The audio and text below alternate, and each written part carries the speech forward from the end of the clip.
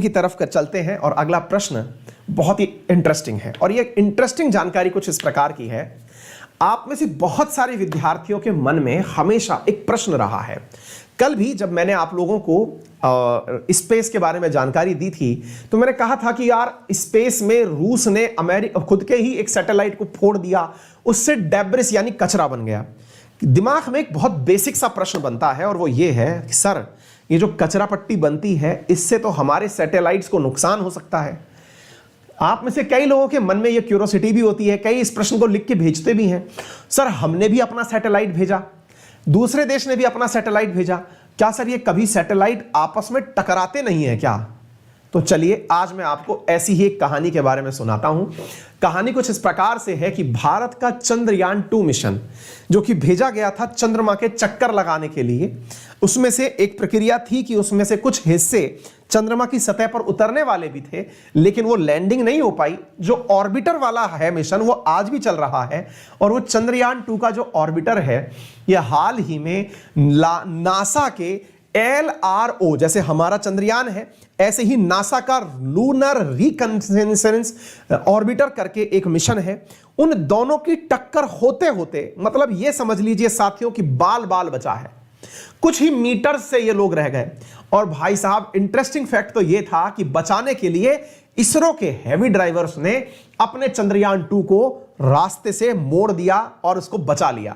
मतलब एक प्रकार से ऐसी सीन ऊपर की तरफ बनी जिसमें कि एकदम ऐसा लग रहा था कि इसरो के ड्राइवर्स यहीं से अपने विमान को मोड़ रहे हैं, मोड़ करके उसे दाएं बाएं कर रहे हैं। गजब इंटरेस्टिंग स्टोरी है। तो आइए साइंस एंड टेक्नोलॉजी की इस पूरी बात को स्पेस वर्ल्ड में आपको लेके चलते हैं। कुछ कोइंसिडेंस ही है कि आजकल स्पेस में बहुत कुछ हो रहा है और हमें पढ़ाने का मौका मिल रहा है।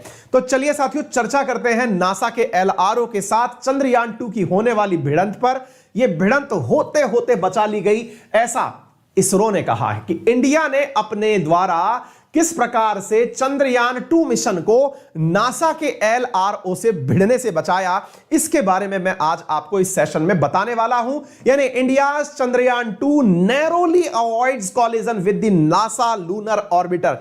तो नासा का जो लूनर ऑर्बिटर है इससे टक्कर होते होते बचाई गई। ये होते होते बचाई गई। आप पूछते सर टक्कर ही हो जाती तो क्या होता? भैया जो आपने 400-500 करोड़ रुपए जितने भी पैसे इस पे खर्च किए थे सब पानी हो जाता। आइए तो पहले मैं आपको थोड़ा बेसिक बता देता हूं, जिन्हें इसके बारे में कुछ नहीं पता है उन्हें ऐतिहासिक जानकारी दे देता हूं और फिर उसके बाद में आगे की बात बताता हूं। चलिए आगे चलते हैं साथियों। ऑर्बिटर देखिए आपको मैं बताता हूं, पहले कुछ इसको इस तरह से समझिए। चंद्रयान 2 मिशन हम सब ने बहुत अच्छे से फॉलो किया है। एक दिन था जिस समय पहली बार या तो भारत में जो एकता देखी गई है, एकता से मतलब यह हुआ कि हम सब भारत के लोग, अधिकांश लोग भारत में एक बार एक ही पिच पर आते हैं, तो वो हमारा गेम है जैसे क्रिकेट, उसको देखने के लिए कि भैया सबकी धक धक धड़कन हो रही होती है तो या तो क्रिकेट में। और पहली बार साइंस के अंदर यदि किसी की रुचि सबसे ज्यादा हुई हो तो भैया चंद्रयान 2 की लॉन्चिंग के समय हुई थी, जब इसरो एक ऐसा मिशन लॉन्च कर रहा था जिसमें इसरो के द्वारा चंद्रयान 2 मिशन के अंदर अपने ही एक सेगमेंट को चंद्रमा की सतह पर उतारने का कार्यक्रम किया जा रहा था। वो दिन आप सब लोगों को याद होगा। उसी की यादों को मैं वापस आपको दोहरा देता हूं कि भारत ने अपने द्वारा चंद्रयान 2 मिशन 22 जुलाई 2019 को लॉन्च किया था। इस 22 जुलाई को लॉन्च किए गए इस मिशन में लगभग 1000 करोड़ रुपए यानी 978 करोड़ रुपए खर्च हुए थे। इस मिशन को 6 सितंबर 2019 को चंद्रमा की सतह पर लैंड होना था। इस चंद्रयान 2 मिशन के अंदर 3 हिस्से बना के भेजे गए थे। एक था ऑर्बिटर जो चंद्रमा के चारों तरफ चक्कर लगाएगा, दूसरा था लैंडर विक्रम जो कि लैंड करेगा चंद्रमा की सतह पर, और तीसरा था रोवर प्रज्ञान, यानी कि जब लैंड कर लेगा विक्रम तो उसमें से एक छोटी सी कार निकल के आएगी जो चंद्रमा की सतह पर चलेगी। लेकिन बदकिस्मती से लैंडर विक्रम का जो लैंडिंग थी वो सही से नहीं हो पाई, जिस वजह से हमारा विक्रम से संबंध टूट गया और रोवर प्रज्ञान से जुड़ी हुई हमारी जो भी क्यूरोसिटी थी वो सारी बनी की बनी रह गई। हम लोग इस कार्यक्रम को नहीं कर पाए। लेकिन यह मिशन पार्शियली सक्सेसफुल हुआ। पार्शियली सक्सेसफुल क्यों हुआ?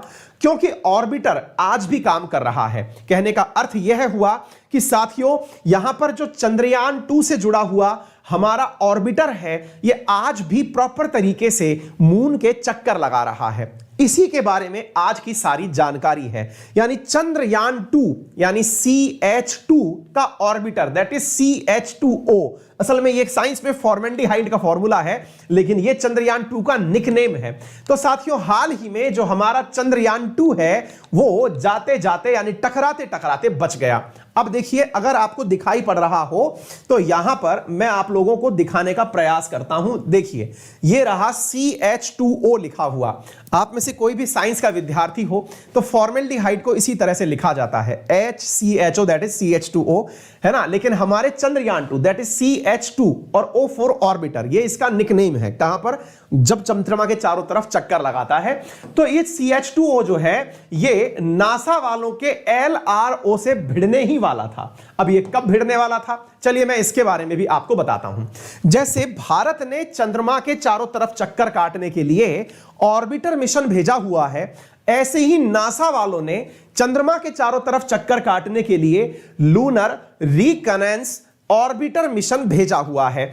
यह इनका जो मिशन भेजा हुआ है यह बहुत पुराना मिशन है साथियों, लगभग 2009 में इन्होंने भेजा था और आज भी यह चक्कर काट रहा है।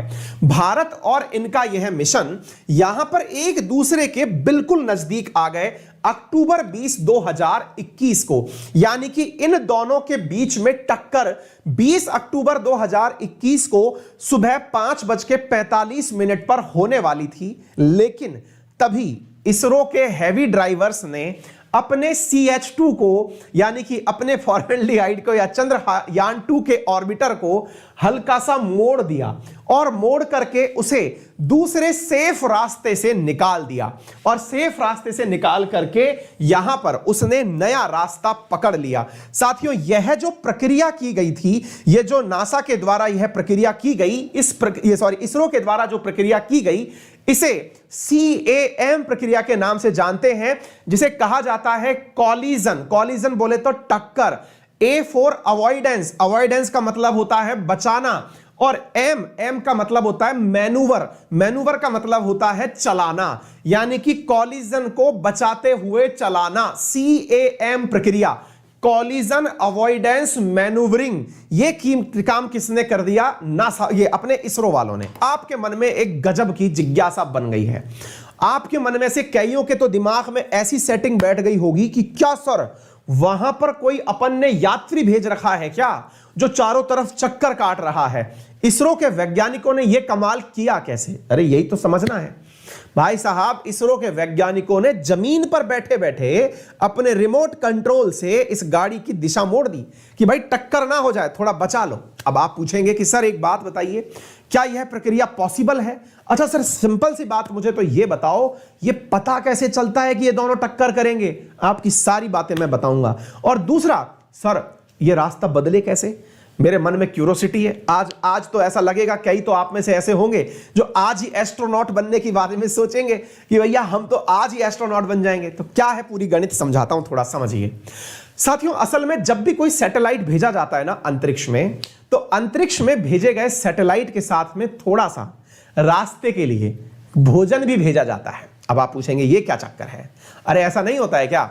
आप घर से कहीं बाहर निकलते हैं तो खाना खा के निकलते हैं, नाश्ता पास्ता करके निकलते हैं कि भाई आज जा रहे हैं घूमने के लिए।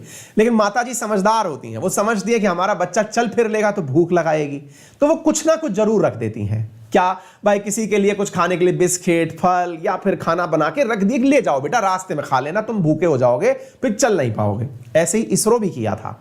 इसरो ने क्या किया था? इसरो ने जब ऑर्बिटर को भेजा तो हमको यह पता था कि एक बार चंद्रमा के चारों तरफ चक्कर काटने के लिए छोड़ दिया तो यह केवल सोलर लाइट से, सूरज की रोशनी से जो इसको ऊर्जा मिल रही है उसी से चक्कर काट लेगा, हमें कोई दिक्कत नहीं है, उतनी ऊर्जा इसे मिलती रहेगी। लेकिन अगर इसे अचानक तेज दौड़ना पड़ा तो एकदम बूस्टर एनर्जी चाहिए, कॉम्प्लाइन वाली एनर्जी। और वो जो बूस्टर एनर्जी चाहिए ना इसको, वो बूस्टर एनर्जी मिलेगी कहां से? तो साथियों, उस बूस्टर एनर्जी के लिए इसको थोड़ा सा फ्यूल देके भेजा जाता है कि लो बेटे अब थोड़ा सा भोजन कर लेना रास्ते में। साथियों, वो जो फ्यूल है ना, वो आपातकाल के लिए ही देकर भेजा जाता है। इसका इंजन ऑन कर दिया जाता है और इंजन ऑन करके इसको ड्रिफ्ट कर दिया जाता है, बिल्कुल कि अरे ये चल रहा था, एकदम इंजन ऑन हो गया, शट से साइड में हो गया कि लो भाई ड्राइव कर लो गाड़ी। समझ में आ रही है बात साथियों? यह इमरजेंसी फ्यूल होता है और जो मिशन भेजे जाते हैं चक्कर काटने के लिए, जनरली इन मिशन का टाइम होता है, कुछ 7 साल चक्कर काटेंगे, कुछ 10 साल चक्कर काटेंगे। ये इस पूरी यात्रा के दौरान टक्करों को बचाने के लिए उपयोग में लिया जाता है। आपको जान के आश्चर्य होगा, यह फ्यूल एक प्रकार से इस मिशन की उम्र निर्धारित करता है। उम्र निर्धारित करने का मतलब यह हुआ कि अगर फ्यूल खत्म हो गया, कौन सा फ्यूल? जो आपातकाल के लिए बचा के रखा है, तो इस मिशन को ही कंप्लीट घोषित करना पड़ता है कि भैया मिशन कंप्लीटेड, अब हम इसे डिस्ट्रॉय कर रहे हैं। क्यों? क्योंकि असल में अगर मिशन में फ्यूल खत्म हो जाएगा तो भविष्य में वो सैटेलाइट किसी और से टकरा के उसका राग बिगाड़ देगा। ऐसी स्थिति में उस मिशन को वहीं एक्सप्लोड करके खत्म कर दिया जाता है। एग्जैक्टली इस फ्यूल की लाइफ से ही पता चलता है कि कोई मिशन कितने साल तक चक्कर काटेगा। हमने अपना फ्यूल फर्स्ट टाइम यूज कर लिया है, अगर इसके बाद वापस ऐसी मैनूवरिंग करनी पड़ गई तो भैया पैसा खर्च हो जाएगा। अब आपके दिमाग मतलब हमारा मिशन जो है वो छोटा पड़ जाएगा, दिमाग में कईयों के क्यूरोसिटी क्रिएट होगी। सर बाकी तो सब सही है, हमारे दिमाग में एक और प्रश्न बन रहा है। हमने कहा बताओ सर इसकी सूचना आपको कैसे लगी? हमने कहा भाई हमको तो कहां से लगेगी। अब ये इसरो वालों ने अपनी वेबसाइट पर 15 नवंबर को अपडेट करी बात, भाई हम लोगों ने ऐसा ऐसा हैवी ड्राइविंग कर ली थी, ऐसी 15 नवंबर को इनके द्वारा, इसरो वालों के द्वारा ये न्यूज डाली गई, हम आपके लिए उठा के ले आए। बोले अच्छा, तो इन्होंने खुद ने कहा था इस बात को कि इन्होंने मैनूवरिंग करी है और क्रिटिकली क्लोज अप्रोच को कुछ ही मतलब मीटर्स से बचा लिया। आपके मन में एक जिज्ञासा क्रिएट हो जाएगी, आप पूछेंगे सर बाकी तो सब सही है, ये बताओ कितना किलोमीटर ये लोग सुरक्षित मानते हैं कि इतना नजदीक से निकलेगा तो सुरक्षित कहलाएगा? देखिए अगर 2 सैटेलाइट चक्कर काट रहे हैं और उनमें 1 किलोमीटर से ज्यादा का डिफरेंस है, तब तो उसे सुरक्षित माना जाता है। और उसके बाद में साथियों यहां पर 1 किलोमीटर से ज्यादा की जो यात्रा हो जाती है, यानी कि डिस्टेंस क्रिएट हो जाती है, तब तो उसको सेफ माना जाता है। और साथियों 1 किलोमीटर से कम की डिस्टेंस पर उन्हें एक तरह से रिस्की मान लिया जाता है। और इसी रिस्क के दौरान जो ये वाला मिशन था, ये मात्र 300 मीटर एक दूसरे से दूर रह गया था, तो इसको बचाया गया। सर एक प्रश्न है हमारे दिमाग में, इन मिशन वालों को कैसे पता चलता है कि ये टक्कर होने वाली है? बेटा इस टक्कर के लिए यह भारत में एक पूरा सिस्टम है जिसके माध्यम से यह जानकारी जुटाई जाती है। कौन सा सिस्टम है? आइए मैं बताता हूं।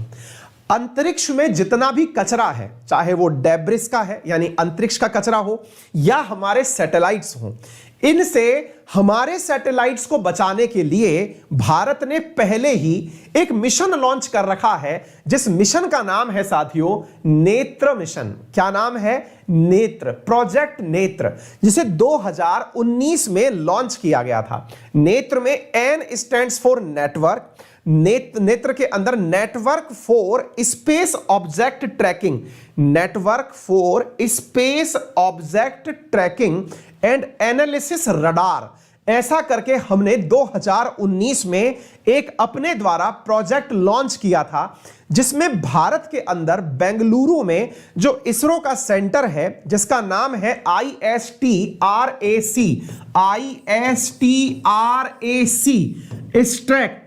नाम से जो भारत में इसरो का सेंटर है, जहां पर इसरो के द्वारा टेलीमेट्री की जाती है, ट्रैकिंग की जाती है और कमांड दी जाती है अपने सैटेलाइट्स को, वहां पर प्रोजेक्ट नेत्र लॉन्च किया गया था। यह प्रोजेक्ट नेत्र की लॉन्चिंग का समय है और यह आईक्रीसैट जो बिल्डिंग है बेंगलुरु में वो है।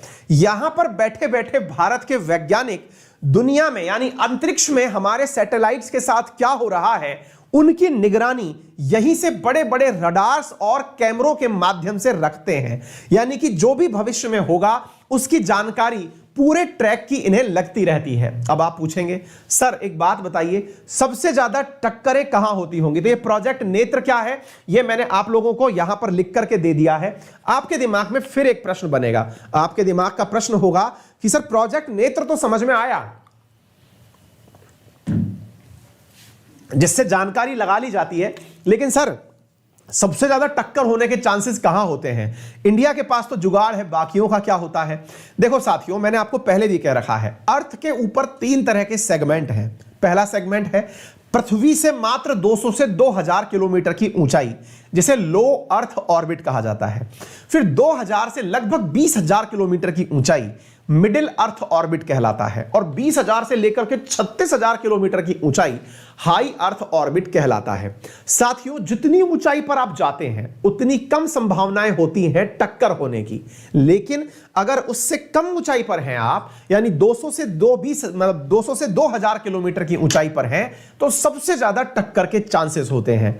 ऐसी ही एक जानकारी रूस ने हमारे बारे में दी। रूस ने कहा कि जनाब, आपका भी जो इनसेट है, जो कि हमारे लिए रिमोट सेंसिंग का काम करता है, देश में सारी जानकारियां एकत्रित करता रहता है, वो रशिया वालों के सैटेलाइट से टकराने वाला था लास्ट ईयर। रशिया वालों ने बिना बताए अपना सैटेलाइट मोड़ करके इंडिया के सैटेलाइट को बचा दिया था। ऐसा ऑलरेडी टक्कर होते होते ऊपर बचा है। ये क्यों हो रहा है? क्योंकि स्पेस में जो लगातार इतने सारे सैटेलाइट्स छोड़े जा रहे हैं, इससे अंतरिक्ष में इन सैटेलाइट्स की भीड़ इकट्ठी हो गई है। भविष्य में जितनी सजग चुनौतियां होंगी, उनमें उतना ही महत्वपूर्ण होगा इन चीजों को बचाए रखना। इसलिए प्रोजेक्ट नेत्र बहुत महत्वपूर्ण है।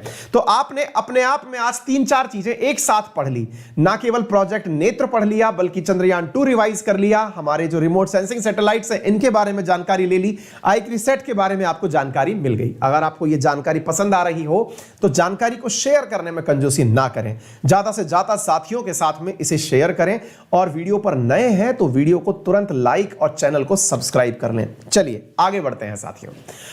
आगे आज की जानकारियों में स्पेशल क्लासेस की सूचना। स्पेशल क्लासेस में आज एशिया मैप का आखिरी दिन है। एशिया के इस मैप को आप मेरे साथ में सुबह 11:15 पर अनअकैडमी लर्निंग ऐप पर देखने वाले हैं, जो कि फ्री ऑफ कॉस्ट है। फीस के नाम पर केवल अंकित 10 रेफरल कोड आपको इसमें लगाना है। इसके अलावा मेरे द्वारा एसएससी के अंदर इंडियन ज्योग्राफी पढ़ाई जा रही है। इसके बाद में इंडियन पॉलिटी का बैच लाया जाएगा। यदि आप में से कोई भी विद्यार्थी इस बैच को पढ़ना चाहता हो, यूज माय रेफरल कोड अंकित 10। अब आपको इस बैच को ज्वाइन कराने के लिए भी हम एक जबरदस्त ऑफर ले आए हैं। जबरदस्त ऑफर यह है साथियों कि बैंक एग्जाम हो, एसएससी एग्जाम हो, कोई और रेगुलेटरी बोर्ड का एग्जाम हो, उन सब की फीस में 15% डिस्काउंट दिया जा रहा है। आप में से कोई भी विद्यार्थी इस पीरियड में, यानी कि इस सीमित समय के अंदर फीस में इस प्राइस ड्रॉप का लाभ ले सकता है। विशेष रूप से जो 1 साल का सब्सक्रिप्शन हमारा 6500 रुपीज का हुआ करता था, उसकी प्राइस को ड्रॉप करके 4973 रुपीज कर दिया है। यानी कि एक प्रकार से 1500 रुपए का प्राइस ड्रॉप इसमें हुआ है। आप में से कोई भी विद्यार्थी इसके अंदर एनरोल कर सकता है अंकित 10 रेफरल कोड यूज करके। उसे से एसएससी कैटेगरी के अंदर ये जो क्लासेस हैं मात्र 5000 रुपए में साल भर के लिए कंप्लीट स्टैटिक जीके के साथ में मैथ्स की क्लास, रीजनिंग की क्लास, आपकी इंग्लिश की क्लास, अभी आने वाली भविष्य की सारी क्लासेस, जो प्रीवियस रिकॉर्डेड क्लासेस हैं, पैरेलली जितने एडुकेटर्स पढ़ा रहे हैं, उन सब की क्लासेस आपको यह उपलब्ध हो जाती हैं। लिमिटेड पीरियड ऑफर है, कम समय के लिए यह ऑफर उपलब्ध है, आप इसे एक्सेस कर सकते हैं। इसमें आपको मेरी जो इंडियन ज्योग्राफी चल रही है वो डे 1 से आपको इसका लेक्चर प्राप्त हो जाएगा। आप इसे ज्वाइन कर सकते हैं। ठीक है।